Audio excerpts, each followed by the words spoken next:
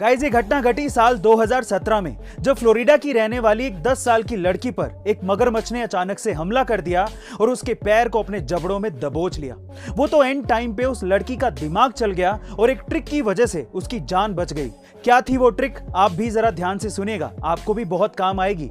उस लड़की ने अपनी दोनों उंगलियां मगरमच्छ के नाक में घुसेड़ दी। उसके बाद मगरमच्छ को सांस लेने में प्रॉब्लम होने लगी और उसने अपना मुंह खोल दिया। बस फिर क्या था, लड़की ने अपना पैर बाहर खींचा और वहां से भागकर अपनी जान बचाई।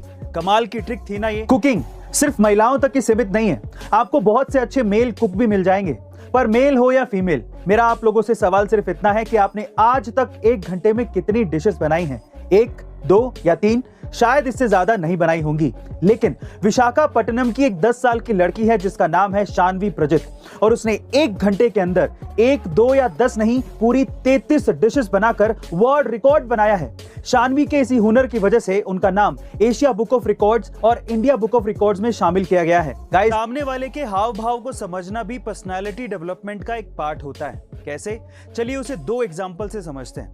नंबर 1, अगर कोई व्यक्ति आपसे कुछ छुपा रहा हो या फिर झूठ बोलने की कोशिश कर रहा हो, तो उस चीज के बारे में बार बार उससे जिक्र ना करें। इनफैक्ट इसका एक दूसरा तरीका भी है, आप उसकी आंखों में देखिए।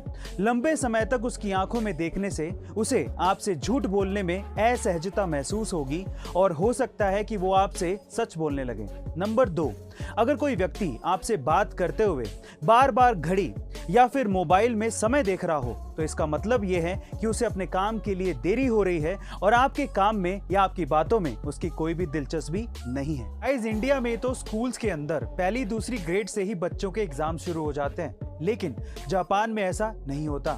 जापान में जब तक बच्चा 10 साल का नहीं हो जाता या फिर वो 4th ग्रेड तक नहीं पहुंच जाता, तब तक उसके स्कूल में उसके एग्जाम्स नहीं लिए जाते। उसके पीछे का रीजन ये है कि जापान में ऐसा माना जाता है कि स्कूल के पहले 3 सालों तक बच्चों की नॉलेज चेक करने की बजाय उनका कैरेक्टर डेवलप करना चाहिए और उन्हें मैनर्स सिखाए जाने चाहिए। यानी कि जापान में नॉलेज से पहले बच्चों को मैनर्स सिखाए जाते हैं। गाइस, क्या आपको भी ये लगता है कि इंडिया में भी स्कूल्स के अंदर बच्चों के साथ ऐसा ही कुछ होना चाहिए? गाइस, आप अपनी गाड़ी में पेट्रोल या डीजल कब भरवाते हैं?